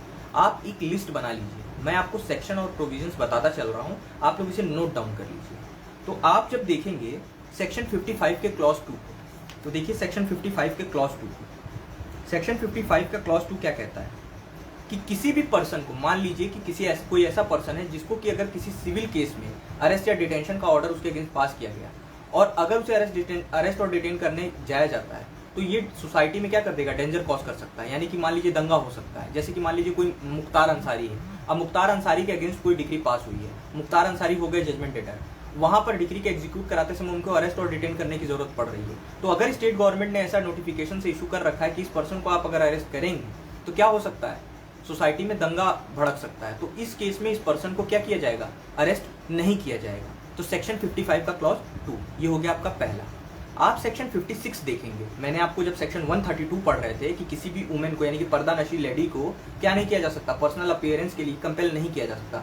तो वहां जब हम लोगों ने सेक्शन 136 का क्लॉज 2 देखा था तो वहां हमने क्या पढ़ा था कि किसी भी वुमेन को अगर पब्लिक में अपीयर करने के लिए कंपेल नहीं किया जा सकता तो वो इस बात का फायदा नहीं उठाएगी कि उसे अरेस्ट भी ना किया जाए एग्जीक्यूशन के टाइम पे, जब तक कि अदरवाइज प्रोवाइडेड ना हो सीपीसी में। और सेक्शन 56 यही कहता है कि किसी भी महिला को आप अरेस्ट नहीं कर सकते अगर उसके अगेंस्ट कोई मनी डिग्री पास हुई है। तो 55 का 2 और 56 ये आपके हो गए 2 ग्राउंड। इन 2 ग्राउंड्स के बाद हम लोगों ने सेक्शन 134 देखा था जब हम मिसलिनियस पढ़ रहे थे, फिर हमने सेक्शन 135 देखा था और हमने सेक्शन 135A देखा था। ये तीनों सेक्शंस में भी हमने देखा था कि कब किसी पर्सन को अरेस्ट या डिटेन नहीं किया जा सकता। फिर उसके बाद जब हम लोगों ने किसी भी फॉरेन स्टेट या फॉरेन रूलर के अगेंस्ट सूट फाइल किया जा सकता है या नहीं, या अरेस्ट किया जा सकता है या नहीं, इसको लेकर के जब हम प्रोविजंस देख रहे थे तो हमने देखा था सेक्शन 86। तो सेक्शन 86 के जब आप क्लॉज 5 को देखेंगे तो वहां पर बताया हुआ है कि किसी भी फॉरेन रूलर, एम्बेसडर, एनवॉय को आप क्या नहीं कर सकते, अगर उसके अगेंस्ट कोई डिग्री पास हुई है तो आप उसे अरेस्ट नहीं कर सकते। तो प्लीज मैं कुछ सेक्शंस बता रहा हूं आप लोगों को, आप लोग नोट कर लीजिए। यहाँ पर आपको प्रोविजंस मिल जाएंगे जिन केस में आप किसी भी पर्सनैलिटी को अरेस्ट या डिटेन नहीं कर सकते। अब मैं एक एक करके सेक्शंस आपको बताता चल रहा हूँ। तो आप पहले नोट करिए सेक्शन 55 का क्लॉज 2, सेक्शन 56, सेक्शन 56 हो गया। फिर उसके बाद आप नोट करिए सेक्शन 86 का clause 5, section 86 clause 5, section 135 1, section 135 2 और सेक्शन 135A। यहां पर जब आप देखेंगे तो आपको क्लियर हो जाएगा कि कब कब किसी पर्सन को अरेस्ट नहीं किया जा सकता। और हाँ, एक ग्राउंड और है सेक्शन 57 में, सेक्शन 58 में वो हमें ग्राउंड मिलेगा। वो बताता है कि अगर किसी पर्सन के अगेंस्ट कोई डिग्री पास है तो उस केस में भी उस पर्सन को अरेस्ट नहीं किया जाएगा। तो आप लोगों को एक लिस्ट मिल गई, कहाँ कहाँ मैंने आपको एक लिस्ट बता दी कि कब कब किसी पर्सन को अरेस्ट नहीं किया जा सकता। सेक्शन 56 के क्लॉज 2 में मैंने आपको बताया, सेक्शन 55 के क्लॉज 2 में मैंने आपको बताया, सेक्शन 56 में वुमेन को लेकर के बताया, फिर सेक्शन 58 में मैंने आपको बताया कि किसी पर्सन के अगेंस्ट अगर 2000 रुपए तक की कोई डिग्री पास हुई है तब आप उसको अरेस्ट नहीं कर सकते। फिर मैंने आपको बताया कि सेक्शन आपको 135 के क्लॉज 1 में मिल जाएगा, जज, मजिस्ट्रेट या आपने देखा होगा लीगल ऑफिसर वाला। फिर आपने सेक्शन 135 के क्लॉज 2 में देखा होगा कि किसी ट्रिब्यूनल में अगर कोई प्रोसीडिंग पेंडिंग है तो उस दौरान पार्टी को, उसके विटनेस को, रिकॉग्नाइज्ड एजेंट को, विटनेसेस को क्या नहीं किया जा सकता, अरेस्ट नहीं किया जा सकता। फिर उसके बाद आपने 135A देखा था कि कोई भी अगर पर्सन मेंबर है किसका, लोकसभा का, राज्यसभा का, ठीक है, या कोई मेंबर है किसी कमेटी का, लोकसभा के, राज्यसभा के, राज्य विधानसभा के, राज्य विधान परिषद के, तो during the continuance of that meeting और 40 डेज बिफोर और 40 days after of that meeting आप क्या नहीं कर सकते, आप पर्सन को अरेस्ट नहीं कर सकते किसी भी सिविल प्रोसीडिंग में। तो ये हो गया कि हम कब कब अरेस्ट नहीं कर सकते, किस किस पर्सन को कब कब अरेस्ट नहीं कर सकते। अब हम देखेंगे कि जब हम अरेस्ट कर सकते हैं तो वहां पर हम क्या क्या प्रोसीजर या प्रोविजन फॉलो करेंगे। तो आइए हम एक साथ सेक्शन 55 और 50 से लेकर के 59 तक इसे कंप्लीट करें। देखिए सेक्शन 55 क्या कहता है अरेस्ट और डिटेंशन को लेकर के। ये कहता है कि a judgement debtor may be arrested in execution of a degree at any hour on any day, यानी किसी भी समय, किसी भी दिन क्या किया जा सकता है, जजमेंट डेटर को अरेस्ट किया जा सकता है। And shall as soon as practicable be brought before the court, and his detention may be in the civil prison of the district in which the court ordering the detention is situated, or where such civil prison does not afford suitable accommodation in any other place which the state government may appoint for the detention of person ordered by the court of such district to be detained। यानी कि किसी भी समय, किसी भी दिन civil कार्रवाई में किसी भी जजमेंट डेटर को अरेस्ट किया जा सकता है। अरेस्ट करने के बाद उसे कोर्ट के समक्ष लाया जाएगा और उसको डिस्ट्रिक्ट कोर्ट की ही जुरिस्डिक्शन में अगर कोई पुलिस स्टेशन है तो वहां पर उसको क्या किया जाएगा, डिटेन किया जाएगा। लेकिन अगर वहां पे अफोर्डेबल नहीं है कि उस पर्सन को डिटेन करके रखा जा सके तो स्टेट गवर्नमेंट के द्वारा बताई गई जगह पे उसको क्या किया जाएगा, सेंड कर दिया जाएगा, और वहां पर वो पर्सन क्या रहेगा, डिटेन रहेगा। यही कहता है आपका पहला पार्ट किसका, सेक्शन 55 का। अब देखिए सेक्शन 55 को मैं आगे पढ़ूंगा, इससे पहले मैं आपको बता दूं कि यहाँ पर हमको 4 प्रोविजो मिलेंगे, और चारों ही प्रोविजो प्रीलिम्स के पॉइंट ऑफ व्यू से बहुत इंपॉर्टेंट है। आप एक एक का जिस्ट जो भी निकल के आए आपके हिसाब से जो आपको लगे कि इंपॉर्टेंट है, आप इसे नोट डाउन करते चलिएगा। देखिए मैं एक एक करके रीड करना स्टार्ट करता हूँ। पहला जब आप पढ़ेंगे तो आपको ये ध्यान रखना होगा कि किसी भी जजमेंट डेटर को अरेस्ट करने के लिए किसी भी ड्वेलिंग हाउस में सनसेट के बाद और सनराइज से पहले क्या नहीं कर सकते आप, पुलिस ऑफिसर क्या नहीं कर सकता, एंट्री नहीं ले सकता। तो आप इतना मार्क करिए पहले प्रोविजन में कि जजमेंट डेटर को डिक्री के एग्जीक्यूशन के टाइम अगर अरेस्ट और डिटेन करना है तो किसी भी ड्वेलिंग हाउस में यानी निवास स्थान पर आप सनसेट के बाद और सनराइज से पहले क्या नहीं कर सकते, एंटर नहीं कर सकते। लेकिन यहाँ जरूरी है कि वो ड्वेलिंग हाउस हो। अगर मान लीजिए कि वो कोई गोडाउन है, ठीक है, या कोई ग्राउंड है, ठीक है, तो ऐसी केसेस में ये प्रोविजो अप्लाई नहीं होगा। दूसरा ये कहता है कि अगर कोई, आपने देखा होगा सीआईडी में आपने देखा होगा कि जो दया रहता है वो बात बात पे दरवाजा तोड़ देता है। इसका जब आप दूसरा पार्ट देखेंगे यानी कि दूसरा प्रोविजो देखेंगे तो वो यही कहता है कि आप दरवाजा और खिड़कियां नहीं तोड़ के एंटर करेंगे। मतलब किसी भी ड्वेलिंग हाउस में आप जब एंटर कर रहे हैं किसी पर्सन को अरेस्ट और डिटेन करने के लिए डिक्री के एग्जीक्यूशन के टाइम पे, तो आप दरवाजे खिड़कियों को तोड़ फोड़ करके एंटर नहीं करेंगे। लेकिन वहां पर जब आप इसके दूसरे पार्ट को पढ़ेंगे तो वो ये कहता है कि अगर पुलिस ऑफिसर ऑलरेडी घर में एंटर कर चुका है और वहां किसी कमरे की, उस ड्वेलिंग हाउस का कोई दरवाजा या खिड़की है, तो अगर वो पहले ही एंटर कर चुका है बिना किसी दरवाजे को तोड़े फोड़े, तो वो उस केस में क्या कर सकता है, अगर उसे ऐसा लगता है कि जजमेंट डेटर वहां छुपा हो सकता है तो वो उसको तोड़ सकता है। अब देखिए मैं दूसरे प्रोविजो को इसको रीड कर देता हूं तो आपको क्लियर हो जाएगा। कहता है provided no outdoor of dwelling house shall be broken open unless such dwelling house is in the occupancy of the judgement debtor and he refuses or in any way prevents access thereto. तो किसी भी dwelling house के किसी भी दरवाजे खिड़की को तब तक नहीं तोड़ा जाएगा जब तक कि पुलिस को ऐसा लग न जाए कि जजमेंट डेटर क्या है, उस घर के अंदर है, या वो रिफ्यूज कर रहा है क्या करने से, बाहर आने से। तब तक उस क्या नहीं किया जाएगा, उस ड्वेलिंग हाउस के किसी भी खिड़की या दरवाजे को नहीं तोड़ा जाएगा। But when the officer authorised to make the arrest has duly gained access, यानी कि अगर एक बार पुलिस ऑफिसर एंटर कर चुका है to any dwelling house, he may break open the door of any room in which he has reason to believe that the judgment debtor is to be found। तो अगर एक बार enter कर चुका है तब तो तोड़ सकता है, लेकिन अगर एंटर नहीं किया हुआ है और अगर उसको ये रीजन टू बिलीव नहीं है कि जजमेंट डेटर अंदर है या जजमेंट डेटर अंदर आने से उसे मना नहीं कर रहा है, रोक नहीं रहा है, तो उस केस में वो उस ड्वेलिंग हाउस के किसी भी आउटर डोर को क्या नहीं कर सकता, तोड़ फोड़ नहीं कर सकता। अब जब आप सीआरपीसी में देखेंगे यानी कि क्रिमिनल प्रोसीजर कोड में देखेंगे तो आपको सेम यही प्रोविजन सेक्शन 46 के क्लॉज 2 में मिल जाएगा। यहाँ हम सिविल केसेस को लेकर के पढ़ रहे हैं कि किसी भी ड्वेलिंग हाउस के आउटर डोर को तोड़ने को लेकर के। अब यही जो आप यहाँ देख रहे हैं सेक्शन 55 के प्रोविजो 2 में, यही आपको मिल जाएगा क्रिमिनल केसेस के मामले में सेक्शन 46 के क्लॉज 2। वहाँ हम कब करते हैं, अगर किसी पर्सन के अगेंस्ट कोई क्रिमिनल केस चल रहा होता है या किसी पर्सन को अरेस्ट करना होता है किसी क्रिमिनल चार्ज के अगेंस्ट, ठीक है। फिर उसके बाद देखिए इसका तीसरा प्रोविजो क्या कहता है। तीसरा प्रोविजो ये बात सिंपल सी कहता है, आप इस तीसरे प्रोविजो को जब आप सीआरपीसी के सेक्शन 47 के साथ रीड करेंगे तो आपको तीसरा प्रोविजो भी क्लियर हो जाएगा। ये यहाँ सिंपल सी बात ये कहता है कि मान लीजिए कि किसी घर में किसी ड्वेलिंग हाउस में पुलिस को ऐसा लगता है, ऐसा प्रतीत होता है कि जजमेंट डेटर यहाँ छुपा हो सकता है, उसे अरेस्ट करना है, लेकिन उस निवास स्थान पर कोई पर्दा नशी लेडी रहती है, यानी कोई ऐसी लेडी रहती है जिसको कि पब्लिकली क्या नहीं किया जा सकता, कंपेल नहीं किया जा सकता बाहर आने के लिए, या आप उसको कंपेल नहीं कर सकते। तो उस केस में यहाँ पर तीसरा प्रोविजो ये कहता है कि अगर किसी ड्वेलिंग हाउस में कोई पर्दा नशी लेडी है तो वहाँ अगर पुलिस ऑफिसर किसी जजमेंट डेटर को डिक्री के एग्जीक्यूशन के टाइम पे अरेस्ट या डिटेन करने के लिए एंटर करना चाहता है तो उस पर्दा नशी लेडी को वो प्रॉपर टाइम देगा कि वो बाहर आ जाए या किसी प्रॉपर प्लेस पे चली जाए, और जब ऐसा हो जाएगा वो तभी उस बिल्डिंग में क्या कर पाएगा, एंट्री ले पाएगा जजमेंट डेटर को अरेस्ट करने के लिए। अब देखिए मैं इसे भी रीड कर दे रहा हूँ।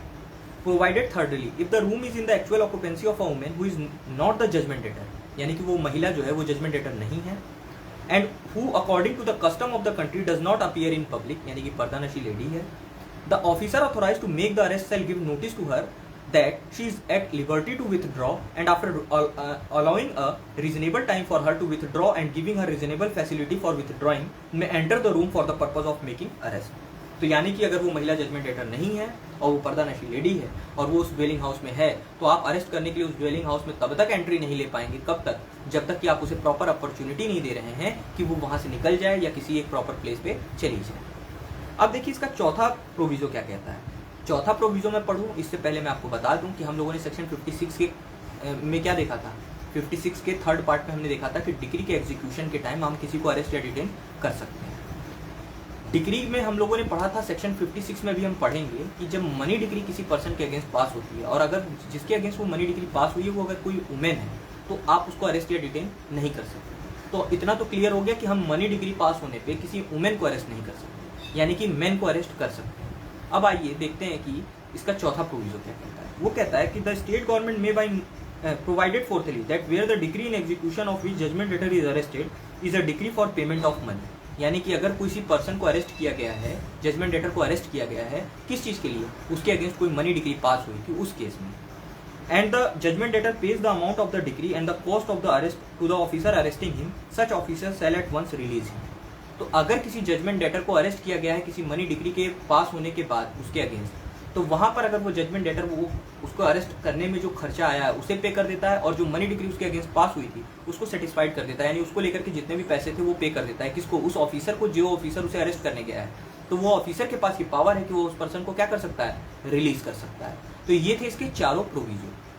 ठीक है, चारों में एक सनसेट सनराइज, एक हमारा ड्वेलिंग हाउस के आउटर डोर को कब ब्रोक नहीं करेंगे, तीसरा पर्दानशी लेडी अगर निवास स्थान पे है तो क्या करेंगे, और चौथा अगर किसी पर्सन के अगेंस्ट मनी डिग्री पास हुई है और उसको तब अरेस्ट किया गया है तो हम क्या करेंगे। और मनी डिग्री के केस में किसी महिला को अरेस्ट नहीं किया जा सकता एग्जीक्यूशन के टाइम पे। ये सेक्शन 56 हम अभी आगे पढ़ेंगे तो क्लियर हो जाएगा।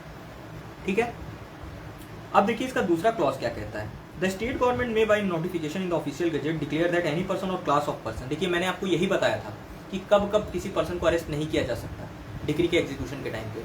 और जो आपका 55 का आप ये दूसरा क्लॉज देखेंगे तो 55 का दूसरा क्लॉज यही बताता है कि मैंने आपको क्या एग्जांपल दिया, आप लिख लीजिए यहाँ पर मुख्तार अंसारी, ऐसे करके आप किसी भी अतीक अहमद ऐसा कुछ भी लिख लीजिए जिससे कि आपको ये हमेशा याद रहेगा। तो ये सिंपल सी बात यही कहता है कि अगर किसी भी सिविल कार्रवाई में किसी पर्सन को अरेस्ट करना है, यानी कि जजमेंट डेटर को अरेस्ट करना है, और स्टेट गवर्नमेंट ने ये नोटिफिकेशन निकाला हुआ है कि अगर आप इस पर्सन को अरेस्ट करने जाएंगे तो ये क्या हो जाएगा, यहाँ पे कोई दंगा भड़क सकता है। ठीक है, तो इस केस में आप क्या नहीं कर सकते, उस पर्सन को अरेस्ट नहीं कर सकते। The state government may by notification in the official gazette declare that any person or class of person whose arrest might be attended with danger or inconvenience to the public shall not be liable to arrest in execution of a decree otherwise than in accordance with such procedure as may be prescribed by the state government in that behalf। अब देखिए इसके तीसरे clause में और चौथे clause में simple सी बात ये कही हुई है कि कोई भी पर्सन को जिसको कि अरेस्ट करना है, यानी कि जजमेंट डेटर कब, डिग्री के एग्जीक्यूशन के टाइम, तो कोर्ट उसे ये कह सकती है कि तुम कोर्ट में एक एप्लीकेशन लगा सकते हो, किस चीज़ को लेकर के, इंसॉल्वेंसी के डिक्लेरेशन को लेकर के। ठीक है, और जब इसका आप चौथा क्लॉज देखेंगे तो चौथा क्लॉज ये कहता है कि जिस पर्सन को अरेस्ट करना है अगर उसने कोई एप्लीकेशन लगा दिया है इंसॉल्वेंसी की डिक्लेरेशन को लेकर के, या उसने कोर्ट से कह दिया है सिक्योरिटी पे करने के बाद कि मैं विद इन 1 मंथ क्या करूंगा, ऐसा एप्लीकेशन लगा दूंगा, वहां 1 मंथ को आप मार्क कर लीजिए चौथे क्लॉज में, तो उस केस में कोर्ट उसे क्या कर देगी, कोर्ट उसे रिलीज कर देगी। यही कहा है आपके इसके चौथे क्लॉज में और पांचवें में। चौथा मैं रीड करता हूं, माफ कीजिएगा तीसरा, where a judgement debtor is arrested in execution of a decree for the payment of money and brought before the court shall inform him that he may apply to be declared an insolvent. यानी कि आप apply कर सकते हैं court में कि आप क्या होना चाहते हैं, एक डिक्लेयर्ड इंसॉल्वेंट होना चाहते हैं, and that he may be discharged if he has not committed any act of bad faith regarding the subject of the application and if he complies with the provision of law of insolvency for the time being in force। और उसको discharge कर दिया जाएगा अगर वो law के सारे ही provisions को कंप्लाई करता हुआ पाया जाएगा। तो चौथा क्लॉज कहता है where a judgement debtor express his intention to apply to be declared as an insolvent and furnishes security to the satisfaction of the court that he will within 1 month. तो ये with in 1 month पे आप mark कर लीजिए कि मैं apply कर चुका हूँ या मैं सिक्योरिटी पे कर रहा हूँ और मैं विद इन 1 मंथ क्या कर लूंगा, अप्लाई कर दूंगा कि मुझे कोर्ट द्वारा क्या कर दिया जाए, इंसॉल्वेंट डिक्लेयर कर दिया जाए। So apply and that he will appear, और मुझे जब कहा जाएगा मैं कोर्ट की प्रोसीडिंग में क्या हो जाऊंगा, अपीयर होने के लिए तैयार रहूंगा। In any proceeding upon the application or upon the decree in execution of which he was arrested the court may release him from arrest and if he fails to apply and to appear the court may either direct the security to be realized or commit him to the civil prison in execution of that decree। लेकिन अगर आपने ऐसा court में कह दिया और court को बाद में पता चलता है, जब कोर्ट आपको बुलाती है, आप जाने में क्या हो जाते हैं, एब्सेंट कर जाते हैं, या आप फॉलो नहीं करते हैं कोर्ट की गाइडलाइंस को, तो उस केस में कोर्ट आपको क्या कर सकती है, आपकी जितनी भी पे की गई सिक्योरिटी है उसे रियलाइज कर लेगी, या तो आपको वापस से अरेस्ट करने का ऑर्डर पास कर देगी। ये था आपका सेक्शन 56। अब देखिए सेक्शन 55। 56 क्या कहता है, सिंपल सी बात कहता है, इसको आप 56 को 132 के क्लॉज 2 के साथ रीड भी करिएगा। 56 सिंपल सी बात ये कहता है कि किसी भी महिला के अगेंस्ट अगर कोई मनी डिक्री पास हुई है तो उस केस में महिला को आप क्या नहीं कर सकते, अरेस्ट या डिटेन नहीं कर सकते। ये हो गया हमारा सेक्शन 56 खत्म। सेक्शन 57 क्या कहता है, ये सब्सिस्टेंस अलाउंस की बात करता है। ये कहता है कि अगर किसी पर्सन ने कोर्ट में अप्लाई किया, किसी पर्सन ने का मतलब क्या है, डिग्री होल्डर ने, हमने क्या पढ़ा था 51 में, मोड पढ़े थे, किस किस मोड से डिग्री होल्डर कोर्ट में डिमांड कर सकता है डिग्री के एग्जीक्यूशन को लेकर के। उसमें एक मोड क्या था 51 के सी में, कि अरेस्ट और डिटेंशन की भी डिमांड कर सकता है। मान लीजिए कि डिग्री होल्डर ने कोर्ट में अप्लाई किया कि क्या किया जाए, जजमेंट डेटर को अरेस्ट और डिटेन किया जाए, कोर्ट के द्वारा उसे अरेस्ट और डिटेन कर लिया गया। अब कोर्ट के द्वारा जब उसे अरेस्ट और डिटेन कर लिया गया तो उसके जो और खर्चे होंगे या उसके फैमिली मेंबर्स के जो खर्चे होंगे वो कैसे जो है कि वो निकालेगा। तो अब तो वो जेल में बैठा हुआ है, तो इस केस में कोर्ट क्या कर सकती है, सब्सिस्टेंस अलाउंस की का ऑर्डर पास कर सकती है। और ये ऑर्डर किसके अगेंस्ट पास होता है, डिग्री होल्डर की, कि डिग्री होल्डर क्या करता रहेगा, कुछ अलाउंसेस की भरपाई करता रहेगा, किसको, जजमेंट डेटर को। अब देखिए सेक्शन 57 क्या कहता है, the state government may fix scale graduated according to rank, race and nationality. यानी कि स्टेट गवर्नमेंट क्या करेगी, रैंक के, रेस के और नेशनैलिटी के बेस पे स्केल तय करेगी, किस चीज को लेकर के, monthly allowance which is payable for subsistence of judgment debtor, कि कितना मंथली अलाउंस जजमेंट डेटर को अगर कोई डिग्री होल्डर डिमांड करता है और उसे अरेस्ट किया जाता है, डिटेन किया जाता है, तो कितना सब्सिस्टेंस अलाउंस उसे पे करते रहना पड़ेगा, किसको, डिग्री होल्डर को, किसे, जजमेंट डेटर को। यही कहता है आपका सेक्शन 57। आप इसके साथ लिंक कर सकते हैं, जब आप लोगों ने मुस्लिम लॉ पढ़ा होगा तो मुस्लिम लॉ में आप लोगों ने देखा होगा डॉवर को लेकर के, और वहां पर बताता है कि अगर डॉवर फिक्स नहीं था तो उस केस में हम क्या फॉलो करेंगे। तो उस केस में हम क्या देखते थे कि उसकी ब्यूटी को देखते थे, उसके एजुकेशन लेवल को देखते थे, उसके फैमिली बैकग्राउंड को देखते थे, और उस बेसिस पे उसका डॉवर तय होता था और उतना हस्बैंड को क्या करना पड़ता था, पे करना पड़ता था। यहाँ पर भी कुछ ऐसा ही है कि उसके रेस के, नेशनैलिटी के और रैंक के आधार पर स्टेट गवर्नमेंट के द्वारा जितना ही स्केल फिक्स किया गया होगा, कोर्ट उतना ही क्या करेगी, डिग्री होल्डर को ऑर्डर करेगी कि वो सब्सिस्टेंस अलाउंस उसके द्वारा किसको पे करते रहा जाए, जजमेंट डेटर को, जब तक कि उसको डिग्री के एग्जीक्यूशन के टाइम पे अरेस्ट या डिटेन करके रखा गया है। यही कहता है आपका सेक्शन 57। अब देखिए सेक्शन 58। सेक्शन 58 मैं पढ़ूं इससे पहले मैं आपको बता दूं कि आप लोगों ने आईपीसी में पढ़ा होगा सेक्शन 67। आपने जब सेक्शन 67 आईपीसी में पढ़ा था तो वहां पर हम क्रिमिनल लॉ की बात करते हैं, हम लोग सिविल लॉज पढ़ रहे हैं। तो वहां आपने देखा कि अगर किसी पर्सन के अगेंस्ट फाइन को लेकर के कोई भी कोर्ट का क्या हुआ है, ऑर्डर पास हुआ है, और वहां पर वो पर्सन उसको देने में फेल कर जाता है, तो हमने आईपीसी के सेक्शन 67 में क्या पढ़ा है, अगर उसको 50 रुपए तक का उसके ऊपर फाइन इम्पोज हुआ था और वो उसको पे करने में फेल रहता है, तो हमने सेक्शन 67 में पढ़ा है कि इस केस में उसको मैक्सिमम 2 महीने के लिए क्या किया जा सकता है, अरेस्ट और डिटेन किया जा सकता है। फिर उसके बाद हमने देखा कि अगर 50 से 100 रुपए तक के बीच का अमाउंट है तो 4 महीने, और अगर 100 से ज्यादा का है तो मैक्सिमम 6 महीने। यानी कि 6 महीने से ज्यादा के टाइम पीरियड के लिए आप किसी भी पर्सन को अगर वो फाइन पे नहीं करता है तो आप अरेस्ट और डिटेन नहीं कर सकते। आप 58 के साथ जब 58 पढ़ें तो आईपीसी के सेक्शन 67 को इसके साथ रीड विद कर लीजिए, तो आपको आसानी होगी दोनों ही सेक्शंस को रटने में। तो मैंने आपको आईपीसी का सेक्शन 67 बताया। अब मैं आपको बता रहा हूं कि सीपीसी के सेक्शन 58 में क्या कहता है। सीपीसी के सेक्शन 58 में कहता है कि अगर किसी पर्सन के अगेंस्ट कोई डिग्री पास हुई है 2000 रुपए तक के पे करने के लिए, और अगर वो पे नहीं करता है तो वहां पर उस पर्सन को अरेस्ट या डिटेन किया ही नहीं जा सकता, पहली बात। दूसरी बात, अगर उस पर्सन के अगेंस्ट 2000 से लेकर के 5000 रुपए तक का पास हुआ है तो उस केस में उस पर्सन को कितना अरेस्ट और डिटेन किया जा सकता है, कितने टाइम पीरियड के लिए, 6 वीक के लिए। और अगर 5000 रुपए से ज्यादा का अमाउंट का पास हुआ है तो वहां पर उसे कितने टाइम पीरियड के लिए अरेस्ट और डिटेन किया जा सकता है, 6 महीने के लिए, और माफ कीजिएगा 3 महीने के लिए। तो यहां हमने क्या देखा, 2000 से कम तो बिल्कुल नहीं, 2000 से 5000 तो कितना, 6 वीक, और 5000 से ज्यादा तो कितना, 3 महीने। आईपीसी के सेक्शन 67 में कितना देखा है, 50 से कम 2 महीना, 50 से 100 4 महीना, 100 से ज्यादा 6 महीना। अब आपको ये हमेशा याद रहेगा। देखिए मैं 58 रीड कर दे रहा हूँ। Every person detain in the civil prison in execution of a decree shall be so detained where the decree is for the payment of sum of money exceeding 5000 rupees for a period not exceeding 3 months। यानी अगर 5,000 से ज़्यादा mark करते चलिए, 5,000 arrow मारिए, कितना maximum 3 month. फिर देखिए दूसरा क्या कहता है, where is the decree for the payment of sum of money exceeding 2,000 rupees but not exceeding 5,000 rupees for a period not exceeding 6 week.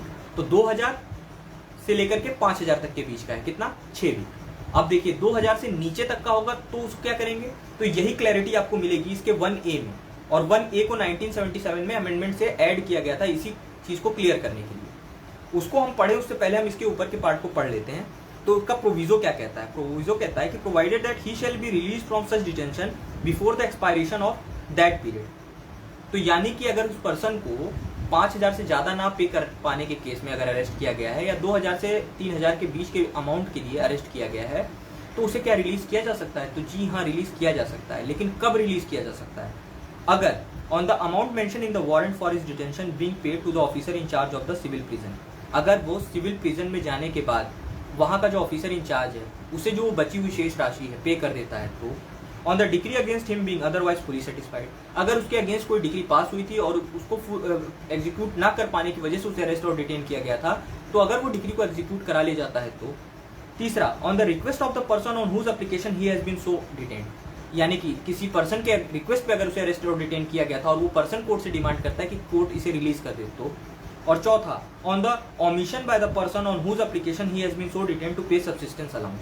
और चौथा कहता है कि मैंने आपको क्या बताया कि 57 में हमने पढ़ा सब्सिस्टेंस अलाउंस को लेकर के कोर्ट ऑर्डर पास करी थी डिग्री होल्डर को कि आप सब्सिस्टेंस अलाउंस पे करते रहेंगे जजमेंट डेटर को, कब तक, जब तक कि वो डिटेन और अरेस्ट करके रखा गया है, ठीक है। और अगर यही judgment debtor decree holder judgment debtor को सब्सिस्टेंस अलाउंस पे कर पाने में फेल रह जाता है, ठीक है, तो अगर वो पे कर पाने में फेल रह जाता है तो इस केस में भी क्या करना होगा, कोर्ट को उसको रिलीज करना होगा। तो यहां पर हम लोगों ने वो 4 आधार देखे जिन आधारों पे किसी अरेस्ट और डिटेन किए गए पर्सन को भी रिलीज किया जा सकता है।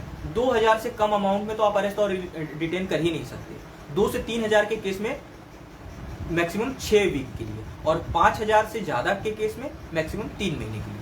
लेकिन जब आप अरेस्ट और डिटेन कर भी रहे हैं तो अगर ये 4 आधार हैं तो इन 4 आधारों के बेसिस पे उसे वापस से रिलीज किया जा सकता है। अब अगर यहाँ तक किसी को कुछ क्लियर ना हो तो प्लीज बता दीजिए, क्योंकि इसके बाद मात्र हमारा एक सेक्शन और रह गया है।